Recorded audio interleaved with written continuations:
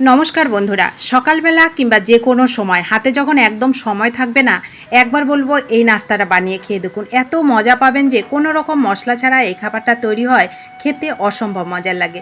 তো দেখুন, আমি এক বাটি আটা নিলাম, 2 চামচ সুজি নিলাম, পরিমাণ মতো লবণ, কালারের জন্য একটু হলুদ, আর হচ্ছে এক বাটি ঘন জাল করা দুধ নিলাম। যে কোনো ঘন জাল করা লিকুইড দুধেরই কিন্তু ব্যবহার করতে পারেন, খেতে কিন্তু দারুণ লাগবে। তো দেখুন, সুন্দর করে এক বাটি আটার সঙ্গে এক বাটি দুধে কিন্তু যথেষ্ট, আর কোনো রকম জলের দরকার পড়বে না। তো ভালো করে এটাকে আমি মেখে নেব। খুবই হেলদি একটা খাবার, সকালবেলা ব্রেকফাস্টে হলে তো আর কোনো কথাই হবে না। সারাটা দিন আপনার মনটা যেমন ভালো থাকবে, শরীরটাও তেমনি সুস্থ থাকবে। তো দেখুন, জমিয়ে ভালো করে মেখে নিলাম। মাখাটা হয়ে গেল। এইবার আমি স্বাদের ব্যালেন্সের জন্য 1 চামচ চিনি দিলাম। 1 চামচ চিনি দিয়ে এখানে হাফ চামচ বেকিং পাউডার দিলাম। হাফ চামচ বেকিং পাউডারের পরে এখানে দিলাম এই যে কাগজি লেবু, যেটা আমরা বলি কাগজি লেবু, যেটা খুব সুন্দর ফ্লেভার হয়, সেই লেবুটা নিলাম, একটা গ্রেটার নিলাম। এই লেবুর যে সবুজ অংশটা, সেটা এখানে সুন্দর করে একটু ঘষে দেবো। খুবই সামান্য দেবো, কিন্তু একটু খেয়াল করবেন যেন লেবুর সাদা অংশটা এখানে চলে না যায়। সাদা অংশটা গেলে কিন্তু আবার তেতো হয়ে যাবে। তো খুব সাবধানে এটা কাজটা করবেন। তো আমি খুব সাবধানে দেখুন সবুজ অংশটা সুন্দর করে ঘষে এখানে দিয়ে দিলাম।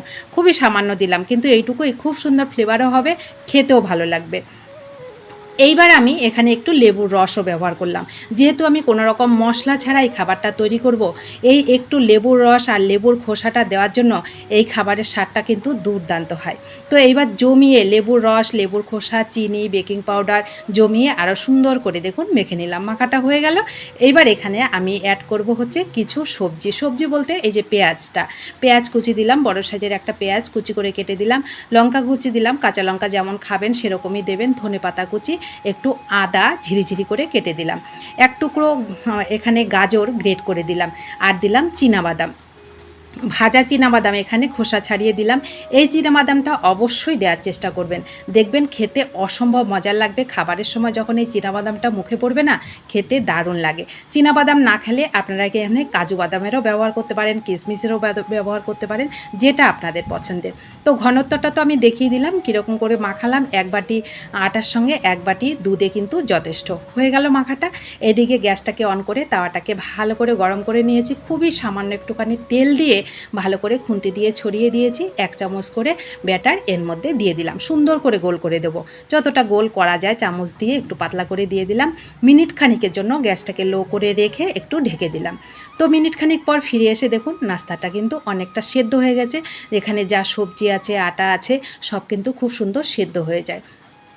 তারপরে আরও একটুখানি তেল দিলাম, খুবই সামান্য কিন্তু তেল দিয়ে আরও একটুখানি আমি ঢেকে দিলাম। ঢেকে দিয়ে দেখুন নাস্তাটা কি সুন্দর তৈরি হয়ে গেল।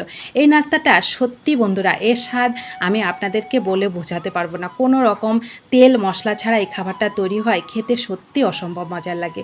কোনো রকম মশলা ছাড়া, মানে মশলা যেখানে আমরা এত মশলা দিয়ে খাবার তৈরি করি, সেখানে মশলা ছাড়া খাবার যে এত সুস্বাদু হয়, আপনারা না খেলে সত্যি বন্ধুরা বুঝতে পারবেন না। তো দেখুন পরেরটার বেলা কিন্তু আমি আর কোনো তেল দিইনি। আমি 1 চামচ করে দিলাম, সুন্দর করে চামচ দিয়ে ছড়িয়ে দিয়ে মিনিট খানিক ঢেকে দিলাম। 1 মিনিট পর ফিরে এসে এইবার যখন উল্টে দিলাম, তখন একটুখানি তেল দিলাম। দিয়ে এইবার দেখুন আবার একটু ঢেকে দিয়েছি।